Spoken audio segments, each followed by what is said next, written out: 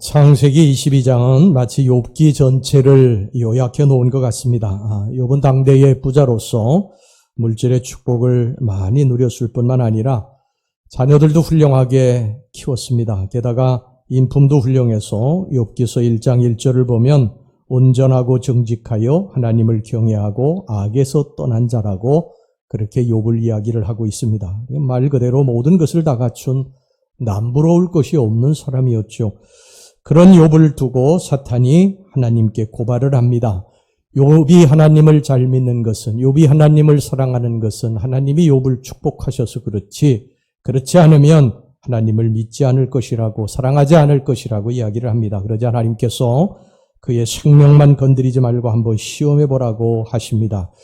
그 이후로 욥은 엄청난 시련을 겪게 되죠. 창세기 22장에 나오는 아브라함의 시험도 이와 비슷합니다. 아브라함은 하나님으로부터 물질의 많은 축복을 받았고요. 또 명예와 권세도 얻었습니다. 나아가서 하나님께서 약속하신 아들까지도 얻는 그러한 축복을 누렸습니다. 그러던 어느 날 하나님께서 아브라함을 부르시고 이렇게 말씀하셨습니다. 오늘 여기 창세기 22장 2절 본문 말씀입니다. 여호와께서 이르시되 내 아들 내 사랑하는 독자 이삭을 데리고 모리아 땅으로 가서 내가 내게 일러준 한 산 거기서 그를 번제로 드리라. 아들을 번제로 드리라는 하나님의 청천벽력과 같은 말씀이 떨어진 것입니다. 그동안 하나님이 주신 많은 복을 누리면서 아무 걱정 없이 살던 아브라함에게 상상도 할 수 없는 고난이 닥치게 된 것입니다. 아브라함은 이것이 하나님의 시험인 줄 몰랐어요. 시험인 줄 알았다고 한다면 잘 견뎠을 텐데 아브라함도 사람인지라 하나님의 시험인지 몰랐기 때문에 굉장히 많이 힘들었을 것입니다. 여러분, 우리도 그렇지 않습니까? 우리들에게 오는 고난이 이게 하나님으로부터 오는 것이라고 그렇게 믿는다면요, 좀 더 쉽게 견딜 수 있는데 이것이 과연 하나님으로부터 오는 시험인지, 아니면 내가 잘못해서 오는 시험인지, 아니면 다른 사람이 잘못해서 오는 시험인지, 아니면 사탄 마귀에게서 오는 것인지, 아니면 세상 사람들이 이야기하는 소위 운이 없어서 오는 것인지, 이걸 잘 모르기 때문에 우리들은 시험이 올 때 참 많이 힘들어요. 아브라함도 그걸 몰랐기 때문에 많이 힘들었을 것입니다. 하나님은 아브라함에게 알고 싶으셨던 것이 하나 있습니다. 그것은 뭐냐면 아브라함이 욥과 같이 하나님이 무엇을 주셨기 때문에 하나님을 사랑하는 것인지, 하나님을 믿는 것인지, 아니면 욥과 같이 다 빼앗아가도 주신 자도 여호와시요 취하신 자도 여호와시니 여호와여 영광을 받으실지어다, 이렇게 고백하는 사람인지, 이것을 보고 싶으셨던 거예요. 아브라함에게 원했던 것이 바로 그것입니다. 그래서 하나님은 이 아브라함에게 아브라함이 가장 소중히 생각하는 그의 아들 이삭을 달라고 요청을 하신 것입니다. 여러분, 아브라함에게 가장 소중한 것이 무엇일까요? 물질? 쌓아놓은 물질? 아니면 명예, 권세, 이름? 아니죠. 이런 것들은 하나님이 달라고 하면요, 그냥 즉시로 하나님 앞에 다 드릴 수 있는 믿음의 아브라함이에요. 그런데 하나님이 달라고 하신 것은 이삭이에요. 정말 기다림과 기다림 끝에 100세에 낳은 아들, 귀한 아들 이삭, 하나님이 그걸 달라고 하신 것입니다. 얼마나 힘들었겠습니까, 아브라함? 물질을 달라고 하시면 내가 물질을 하나님 앞에 다 드릴 것인데, 명예 권세 버리라고 하면 다 버릴 텐데, 하필 내 사랑하는 이삭을, 내 아들을 하나님은 어떻게 드리라고 하십니까? 하나님은요, 이처럼 우리들이 가장 소중히 생각하는 걸 아세요. 하나님 그걸 내놓으라고 그러십니다. 그걸 내놓으라고 그러세요. 그것이 내 삶의 첫 번째인지, 아니면 하나님이 첫 번째인지 그걸 알고 싶어 하십니다. 우리는 하나님이 우리에게요, 너의 이삭을 바치라, 이렇게 말씀하실 때에 나의 이삭은 재산인데, 나의 이삭은 사업체인데, 나의 이삭은 건강인데, 나의 이삭은 아들인데 어떻게 이걸 포기합니까? 소리를 지릅니다. 이것만 절대 못합니다. 하나님. 안 됩니다. 죽어도 못 드립니다. 여러분, 이렇게 말하는 사람에게는요, 사실 하나님이 시험해 오지 않아요. 걱정하지 마시기 바랍니다. 이런 시험은 하나님이 가장 아끼는 것을 달라고 하는 시험은 아무에게나 하는 시험이 아니에요. 감당할 사람에게만 옵니다. 오늘 여기 창세기 22장 1절 전반절을 보면요, 그 일 후에 이런 말씀이 나옵니다. 그 일 후에. 여러분, 이게 무슨 말인 줄 아십니까? 그 일 후에. 이것은 아브라함의 하나님의 마지막 시험이에요. 그동안에 수많은 시험을 겪었어요, 아브라함은. 그런데 이 시험에 때로 실수도 하고 실패도 하고 성공도 하고 통과도 했어요. 그 일 후에 이제 아브라함이 어느 정도 완숙기에 접어든 이후에 하나님이 아브라함을 시험하신 것입니다. 지금 이제 종합고사 치르는 거예요. 마지막 종합고사. 졸업하기 위해서 종합고사 치르는 것입니다. 저희들 신학교 들어갈 때 30명이 들어갔거든요. 3대1에 이제 경쟁을 뚫고 들어갔는데 요즘에 뭐 신학교가 다 미달이라 걱정인데 저희들 때만 해도 3대1에 그런 경쟁이 있었어요, 항상. 한 30명쯤 들어가서 열심히 공부하고 이제 마지막에 종합고사를 치르는데 종합고사를 우리 때부터 치렀어요. 그래서 종합고사를 치르고 뭐 이게 통과하고 안 하고 그냥 의뢰 하는 건 줄 알았어요. 그래가지고 우리 30명이 공부도 안 했어요. 공부 전혀 준비 안 했습니다. 왜냐하면 그냥 의뢰 그냥 시험 치르는 걸로 알았어요. 다 졸업시키는 줄 알았어요. 근데 종합고사했어요. 여러분 5명 통과하고 나머지 다 떨어졌어요. 6급 됐습니다. 다. 우리 동기들이요.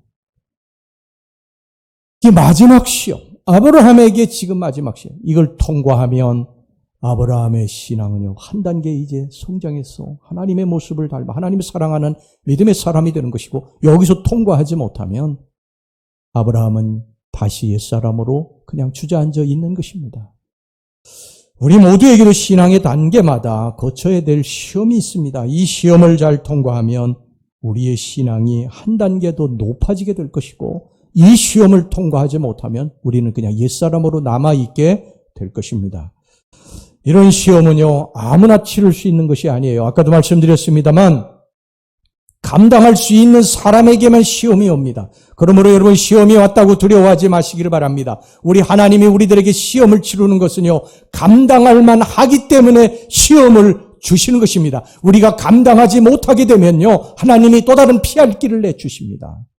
성경에 그렇게 말씀하고 있지 않습니까? 고린도전서 10장 13절 말씀 보시기를 바랍니다. 사람이 감당할 시험 밖에는 너희가 당한 것이 없나니 오직 하나님은 미쁘사 너희가 감당하지 못할 시험 당함을 허락하지 아니하시고 시험 당할 즈음에 또한 피할 길을 내사 너희로 능히 감당하게 하시느니라.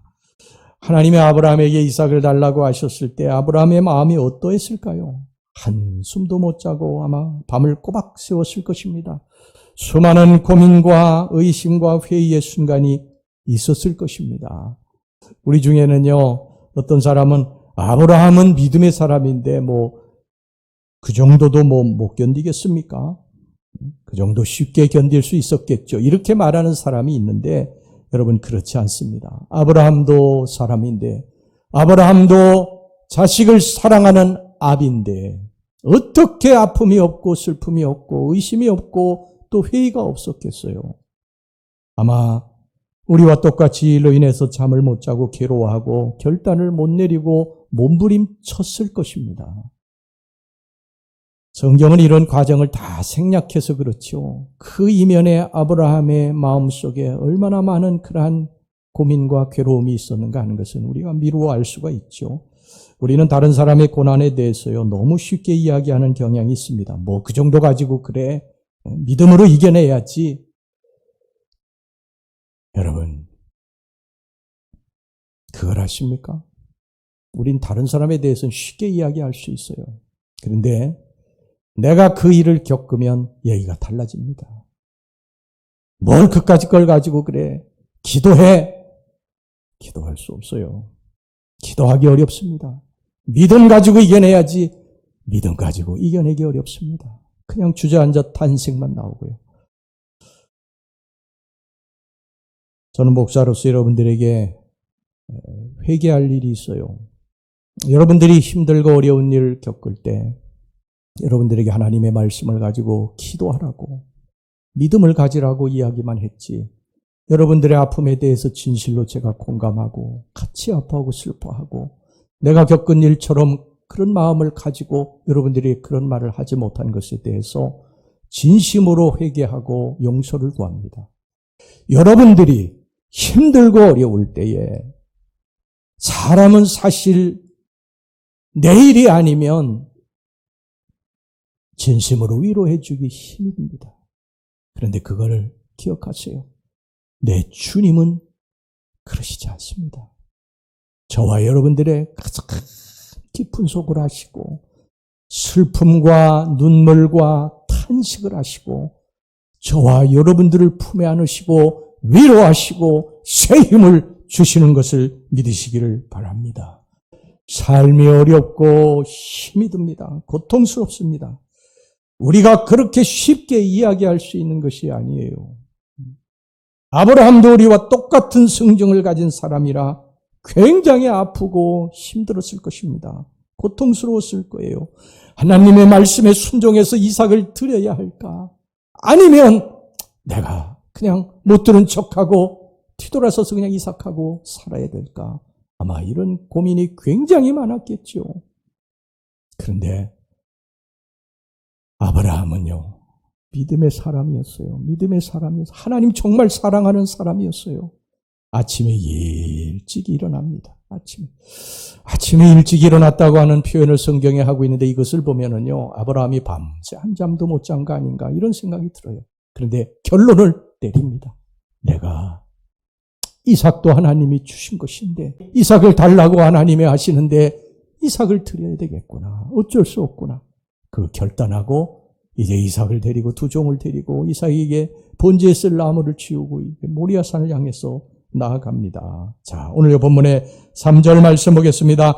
아브라함이 아침에 일찍 일어나 나귀의 안장을 지우고 두 종과 그의 아들 이삭을 데리고 번제에 쓸 나무를 쪼개어 가지고 떠나 하나님이 자기에게 일러주신 곳으로 가더니 하나님의 말씀이 이해되지 않았어요. 왜 아들을 달라고 하시는지, 100세에 그 하나님이 주신 귀한 아들을 왜 하나님이 달라고 하시는지 도대체 이해가 되지 않았어요. 우리들의 삶에 일어나는 일이 이해가 됩니까? 안 되지 않습니까? 왜 일이 일어나는지를 모르지 않습니까? 그런데 우리는 이걸 꺾어야 됩니다. 어쩔 수 없어요. 하나님의 말씀에 아브라함이 이걸 꺾습니다. 자기 속에서 일어나는 이 끊임없는 회의와 의심, 때로는 불평과 원망이 꺾습니다. 자기 생각을 다 꺾고 주님 말씀에 순종합니다. 아브라함은 이제 하나님이 일러주신 모리아 산을 향해서 갑니다. 사흘길을 걸어갑니다. 이 사흘이라고 하는 기간 성경에 딱 눈에 확 들어오는데 이 사흘 동안 얼마나 고통스럽고 얼마나 회의와 유혹의 시간이었을까요? 그만두고 돌아갈까? 아니지. 하나님 말씀인데 그래도 하나님 너무 하시는 거 아닌가? 에이, 돌아가자. 아니야. 하나님이 망하게 하시지 않을 거야. 이삭을 받지 않으실 거야. 또 그러면서 위로하면서 또 나아가고 이 사흘길. 그는 모리아산을 향해서 나아갑니다. 이 모리아산은요, 고고학적으로 정확하게 밝혀지지는 않았지만은 아브라함 당시에 예루살렘의 북쪽 이 갈보리산이 있는 곳에 약 730m 되는 그러한 바위 언덕으로 추정을 하고 있습니다. 기원전 약 1000년경에 다윗 왕 시대에 다윗이 여기에 땅 주인인 아라우나에게 은 50세겔을 주고 그것을 구입을 했어요. 그래서 그 아들이 이제 다윗이 그 아들 솔로몬에게 성전을 건축하기에 다 준비해 줬고 그 아들 솔로몬이 거기다가 예루살렘 성전을 짓게 됩니다. 그래서 이제 그 산을 성전산이라고 그렇게 부릅니다. 그런데 이 성전산이 바벨론 침공으로 인해 가지고 예루살렘 성전이 완전히 파괴가 돼요. 그리고 추후에 692년에 이슬람 교도들이 이곳에 사원을 하나 짓게 됩니다. 그것이 바로 지금 남아있는 황금사원입니다. 황금사원. 이 황금사원이라고 부르는 이유는 그 도물, 그 꼭대기 도물 황금으로 한 62kg를 이렇게 발라가지고 지었기 때문에 황금사원이라고 그렇게 부릅니다. 이곳은 이 아브라함이 이삭을 제물로 드리기 위해서 갔던 그 바위 돔이 있습니다. 그리고 이 바위 돔에서 승천을 했다고 마호멧이 이슬람교들은 그렇게 이제 이야기를 하고 있습니다. 그러니까 이 모리아산이라고 하는 곳은요, 기독교하고 유대교하고 이슬람교 모두에게 성지입니다. 그래서 이곳을 차지하려고 지금도 끊임없이 그 분쟁을 벌이고 있지 않습니까? 아브라함은 이 산을 이제 이삭만 데리고 올라갑니다. 그런데 이삭이 이런 질문을 아버지에게 합니다. 아버지, 불과 나무는 있는데 번제할 어린 양은 어디 있습니까? 이삭이 생각할 때 이상했던 거예요. 아버지가 번제를 하나님 앞에 드려 제사 드리러 올라갈 때 항상 제물을 가지고 올라가는데 그날은 제물이 없는 거예요. 아버지에게 물어본 것입니다. 그 말을 들은 아버지 아브라함의 마음이 어떠했겠습니까? 근데 아브라함이 그 유명한 말을 이렇게 해요. 내 아들아, 번제할 어린 양은 하나님이 자기를 위하여 친히 준비하시리라. 여러분, 이 말을 가만히 보세요. 내 아들아, 번제할 어린 양은 하나님이 자기를 위하여 친히 준비하시리라. 아브라함의 이 대답은요, 어떻게 보면 자신의 일생을 통하여 경험한 하나님에 대한 역사를 그대로 반영한 대답입니다. 하나님이 친히 준비하시리라. 그동안에 아브라함이 살면서 수많은 위기를 겪었지만 하나님이 그 위기에 준비해 주시더라. 이 믿음의 고백인 것, 신앙의 고백이었던 것입니다. 그의 아들에게 이런 신앙의 고백을 한 거예요, 아브라함이. 이 시험은요, 가만히 보면 하나님이 이삭을 받으려고 하시는 것이 아니라 아브라함을 받으시려고 한 것입니다. 어쩌면 이 아브라함은요, 기다리고 기다렸다가 낳은 100세에 낳은 아들 이삭이 하나님을 대신하고 있었는지도 모르겠어요. 하나님보다도 이삭을 더 많이 사랑하고 아끼고 그렇게 살았는지도 모르겠습니다. 그런 아브라함에게 하나님은 믿음의 고백을 받기를 원하셨던 것 같습니다. 은혜보다는 은혜를 주신 분, 이삭보다는 이삭을 주신 분을 더 소중하게 생각하기를 원하셨던 것입니다. 따라서 이 사건은요, 이삭이 아브라함의 미래가 아니라 아브라함이 전적으로 의지해서 붙들고 살아야 될 게 그의 자식이 아니라 이삭이 아니라 아브라함의 미래, 심지어 이삭의 미래가 하나님이라는 사실을 가르쳐 주시는 시험이라고 할 수가 있습니다. 또 한편으로는 이것은 이삭을 위한 시험이기도 합니다. 하나님께서 아브라함을 시험하시면서 이삭을 호칭할 때 아브라함에게 그렇게 말씀하세요. 내 아들, 내 사랑하는 아들 독자 이삭. 이렇게 부릅니다. 그런데 하나님이 아브라함아, 내 사랑하는 내 아들, 내 독자 이삭, 그 이삭을 내게 바쳐라. 이건 무슨 의미인 줄 아세요? 아브라함아, 이삭은 내 아들이 아니야. 내게 바쳐라. 내 아들이야, 내 아들. 내가 키울 것이야. 이삭의 미래는 내가 아니라 나야. 사랑하는 우리 성도 여러분, 자식을 하나님의 손에 올려놓으셔야 됩니다. 자식을 하나님의 손 위에 올려놓고 하나님이 키우시도록 해야 됩니다. 여러분들의 자녀들은 하나님의 자녀들이에요. 하나님이 내게 달라고 그러십니다. 내게 달라고. 근데 못 준다고 그러시면 안 됩니다. 기꺼이 하나님 앞에 드릴 수 있어야 됩니다. 할렐루야. 이 모리아산의 아브라함과 이삭은요, 여기서 위대한 신앙의 가정을 만들어갑니다. 이삭의 아버지를 본 것입니다. 아버지가 자기까지도 번제로 드리려고 하는 그 아브라함이 하나님을 사랑하는 마음을, 믿음을 여기서 본 거예요, 이삭이. 아브라함의 마음속에는요, 이삭아, 너와 나 사이에 하나님이 계시다. 너의 주인, 나의 주인은 하나님이시다. 이거를 보여준 것입니다. 여러분, 그러니 그 이삭이 하나님을 떠나 살겠습니까? 우리가 자녀들에게 예수 믿으라, 예수 믿으라, 교회 열심히 나와라 말로는 하는데 우리의 삶이 뒤따라주지 않으면 그 자식이 아버지를 따라서 어머니를 따라서 신앙생활하기 어려워요. 말로가 되지 않습니다. 우리 아버지, 우리 어머니는 하나님을 제일로 사랑하는 사람, 하나님 앞에 늘 기도하는 사람, 애끓는 부르짖음을 올리는 사람. 그럴 때 그 자식들은요, 부모를 보고 배우는 것입니다. 아브라함과 이삭은 산꼭대기에서 경험을 통했어요. 인생의 삶의 가장 중요한 주기 하나님이시다. 하나님 제일주의 하나님 중심으로 그의 인생들이 완전히 바뀌게 됐는 줄로 믿습니다. 엘리 제사장은 여러분 성경의 제사장인데요. 아들들을 잘못 키워가지고 아들들이 막 타락하고 부패하지 않습니까? 결국 아들들 때문에 엘리 제사장 다 죽습니다. 히브리서 기자는요, 이 사건에 대해서 다음과 같이 기록을 하고 있습니다. 히브리서 11장 17절에서부터 19절까지 말씀. 아브라함은 시험을 받을 때에 믿음으로 이삭을 드렸으니 그는 약속들을 받은 자로 돼 그 외아들을 드렸느니라. 그에게 이미 말씀하시기를 내 자손이라 칭할 자는 이삭으로 말미암으리라 하셨으니 그가 하나님이 능히 이삭을 죽은 자 가운데서 다시 살리실 줄로 생각한지라. 비유컨대 그를 죽은 자 가운데서 도로 받은 것이니라. 여러분, 이 히브리서 기자의 해석은 놀랍습니다. 아브라함은 약속으로 받은 이삭을 바치라는 요구를 받았을 때 이미 이삭을 통해서 하나님의 약속이 이루어지려는 것을 사실을 굳게 믿고 있었고, 비록 이삭이 죽을지라도 하나님이 다시 살리실 것을 믿었다는 것입니다. 이게 부활신앙입니다. 부활신앙. 여기에 아브라함의 십자가 신앙과 부활신앙이 있습니다. 믿음이라고 하는 것은 뭡니까? 믿음이라고 하는 것은 하나님이 죽이셨는데도 다시 살리실 것을 믿는 것입니다. 우리의 삶의 절망이라고 하는 구렁텅이에서 하나님이 다시 일으켜 세우실 것을 믿는 것입니다. 우리의 눈으로 보면 끝인데 하나님의 눈으로 보면은 거기서 새로운 싹이 돋는 거예요. 이게 부활입니다. 우리는 이 부활신앙을 믿는 거예요.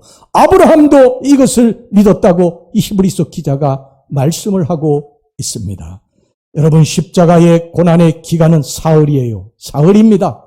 이 사흘이라고 하는 기간은 물리적인 시간을 말하는 것이 아닙니다. 하나님의 정하신 때가 있습니다. 이 시간이 지나게 되면 예수 그리스도를 믿는 사람들은 다시 부활하게 될 줄로 믿습니다. 여러분들이 어떤 상황에 있든지, 어떤 구렁텅이에 있든지, 여러분들이 어떤 인생의 골짜기에 있든지 하나님이 다시 일으켜 세우실 것이다. 그리고 찬송하며 걷게 할 것이다. 여러분, 이것을 믿으시기를 바랍니다. 시편 40편 2절에 그 유명한 말씀이 있지 않습니까? 나를 기가 막힐 웅덩이와 수렁에서 끌어올리시고 내 발을 반석 위에 두사 내 걸음을 견고하게 하셨도다. 할렐루야. 여러분, 모리아산하고 갈보리산, 예수님 십자가에 달린 갈보리산은요, 가까운 곳에 있어요. 그래서 학자들이 이 이삭이 모리아산을 올라간 사건하고 예수님이 그 갈보리산 올라간 사건하고 일치시킵니다. 연관시킵니다. 이삭이 등에다가 이제 번제에 쓸 나무를 치고 이 모리아산으로 올라간 것이 예수님이 십자가를 지시고 갈보리산 올라간 것과 연관을 시키고요. 이 모리아산이라고 하는 것은 아브라함이 하나님을 사랑했던 그 장소인데 갈보리산은 하나님이 예수를 사랑했던 그런 장소입니다. 사흘의 기간은 고통의 기간이었어요. 아브라함의 이 기간도, 예수님에게도 사흘이라는 기간은 고통의 기간이었어요. 그러나 다시 살아난 줄로 믿습니다. 여호와의 산에서 준비됐는 줄로 믿습니다. 예수님은 부활하신 줄로 믿습니다. 우리들의 고난의 기간은 사흘이에요. 하나님이 정하신 때가 있습니다. 이 때가 지나면 다시 우리는 일어설 것입니다. 우리 예수 믿는 사람들은 결코 끝나는 것이 아니에요. 죽음으로 끝나는 것이 아니라 다시 부활할 것을 믿습니다. 하나님은요, 이삭을 받지 않았어요. 처음부터 받으려고 하신 것이 아니죠. 아브라함의 마음을 알기 원하셨던 것입니다. 아브라함이 하나님을 제일로 사랑하는지 이걸 알고 싶으셨던 것이죠. 하나님이 이걸 확인했어요. 아브라함의 마음을 확인한 것입니다. 그러고서 하나님은 너무 기뻐하시면서요, 여러 번에 걸쳐서 내가 내 독자 이삭을 내게 바쳤으니 내가 내게 복을 줄 것이다. 하나님 지금도 우리 마음을 알기를 원하십니다. 다 욥처럼 가져가도 아브라함처럼 가져가도 나는 여전히 하나님을 사랑하고 하나님을 믿는다. 여러분들 이 시험에 통과하시기를 주의 이름으로 축원합니다. 이 시험을 통과하면 주님이 우리를 다시 이제 일으켜 세우실 것입니다. 부활하게 만들어 주실 줄 믿으시기를 바랍니다. 하나님, 지금도 우리들에게 원하시는 게 그거 단 하나입니다. 하나님을 제일로 사랑하는 거. 하나님을 제일로 우리들의 중심에 놓고 사는 거. 가진 것 다 없어지고 다 힘들고 어려워도 하나님만은 내 중심에서 떠나지 않게 하는 거. 이게 주님이 원하시는 거. 한 손에 하나님 쥐고 한 손에 다른 세상 것 쥐고 살아가는 거 주님이 원치 않으십니다. 우리는 이 하나님의 마음을 알아야 됩니다. 어느 날 예수님께요, 부자 청년이 찾아와가지고 어떻게 영생을 얻으리까 이렇게 질문을 합니다. 예수님께서 그렇게 말씀하시죠. 내가 가지고 있는 재산을 다 팔아가지고 가난한 자들에게 나누어 주라. 그리고 오라. 이 부자 청년이 근심하며 돌아갔다고 그랬습니다. 이 부자 청년이 생각한 게 뭔지 아세요? 예수님이 내 재산을 다 빼앗아 가려고 하는구나. 근데 그게 아니죠. 착각이고 오해입니다. 예수님의 본심은 뭔지 아세요? 그 사람의 재산을 다 나누어주게 하고 거지로 만들려고 하는 것이 아니라 그의 마음을 받기를 원하셨던 것입니다. 하나님은 뺏어가시려는 게 아니에요. 우리들에게 더 좋은 것을 주시기 위한 것임을 여러분 믿으시기 바랍니다. 이 부자 청년은요, 자기가 물질을 소유했다고 생각했지만 아니었어요. 물질이 그를 소유하고 있었던 것입니다. 물질의 노예가 되고 있었던 거예요. 먼저 하나님을 택하면 이후의 모든 것은 하나님이 채워주시고 공급해 주시는 줄로 믿습니다. 하나님은 시험자인 동시에 공급자세요. 하나님은 아브라함이 이삭에 대답한 것처럼 친히 준비하신 수양을 이삭 대신 제물로 드리겠습니다. 오늘 본문의 13절 말씀 봅시다. 아브라함이 눈을 들어 살펴본즉 한 수양이 뒤에 있는데 뿔이 수풀에 걸려 있는지라. 아브라함이 가서 그 수양을 가져다가 아들을 대신하여 번제로 드렸더라. 그래서 여호와 이렙니다. 여러분, 모든 것이 하나님께로부터 왔기 때문에 하나님 것으로 제사를 드리는 것이지 우리가 감히 하나님 앞에 무엇을 드릴 수 있겠습니까? 여러분들 하나님 앞에 예물 드리는 거 하나님이 주셨기 때문에 여러분 드리는 거예요. 믿습니까?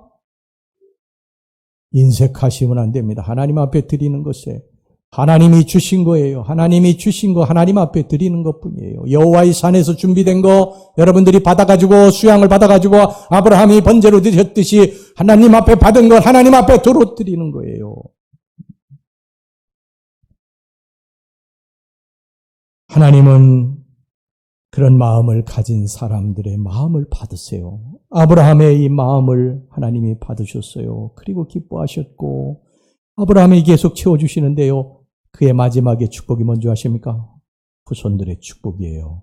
자손에 대한 축복입니다. 창세기 22장 오늘 본문의 17절 18절 말씀.